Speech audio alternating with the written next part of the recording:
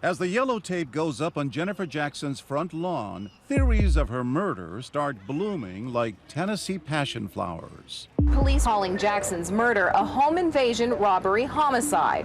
Maybe it's a robbery gone wrong.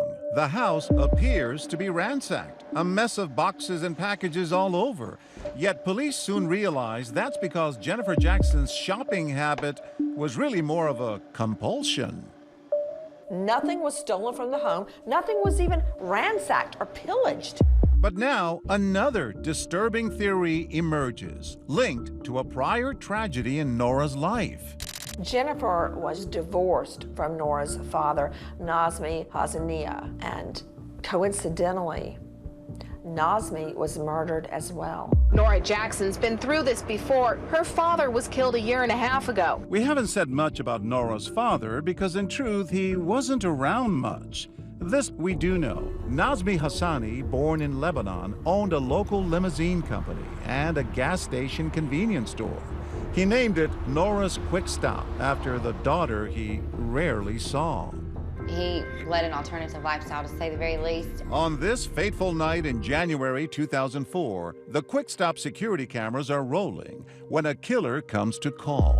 Nazmi meets with him off camera and is immediately shot in the head. So it was more or less walk through the front door, walk to the back, fire the shot. A police investigator tells a local station that this doesn't look like a routine robbery. Watch as the killer stashes the security camera tape in his coat, not knowing there's a backup. He goes through the drawers in the office as if he's looking for something, and it's sort of a last-minute thing in which he takes the cash from the cash register. An afterthought. He was really assassinated. Bill Shelton was friends with Nazmi. He feels the killer may have been searching for an incriminating videotape. But why?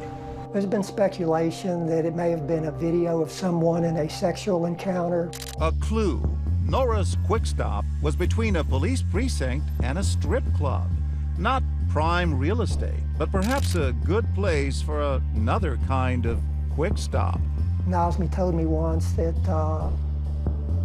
a policeman had used his back office to have sex with one of the dancers. But wait, there's more. Shelton suspects his friend had quite a dark side. Was Nazmi running a blackmail operation? I've heard other speculation that he had cameras in his limousines and often was filming people having sex with prostitutes. Secret sex tapes? Did someone want them badly enough to kill? That man was looking for something, and then Jennifer later on, 16 months later, was murdered, probably by the same person who killed Nazmi. That is a myth. Things like that only happen in the movies, and this is not a movie. This is real. The murder of Noura's father was never solved, and now her mother has been killed too. The wild child is now an orphan. 18-year-old Noura Jackson returns home to collect a few things just one day after she found her mother's body. Your parents are like the people that bring you into this world, and they're the people that you know, no matter what, have your back. Unconditional love. Unconditional love, yeah. Noura's problems are just beginning because police are suddenly gravitating to a new suspect, her. Fire department, what's the address of the emergency? Their suspicion starts with that 911 call. Somebody goes to my house, my mom is bleeding. Somebody help me right now! Listen as the operator asks if her mother has been shot. Ma'am, was anyone shot? No! So when did Noura Jackson get her medical degree? That night? How did she know from a distance her mother had not been shot?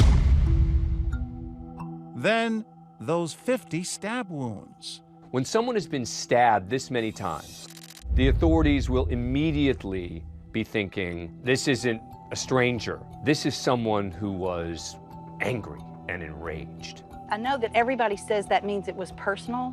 I think it means that whoever did it was scared and adrenaline took over and started stabbing just out of their minds. But now, take a look back at the broken window Noura noticed when she came home. The scene is totally staged. There is no intruder because look at the glass that was broken. Only someone familiar with that home would know that there was a lock, a second lock, up beside the broken glass, but it was only visible from inside the house. Did you break that glass? No, I did not.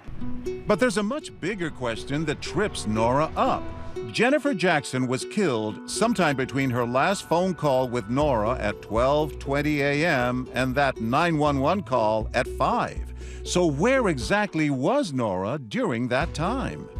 You were not in that house? No, I was not in that Before house. 5 o'clock? Before 5 o'clock, no. That's what she says. Nora's story to the cops? Her evening kicks off at a local Italian festival.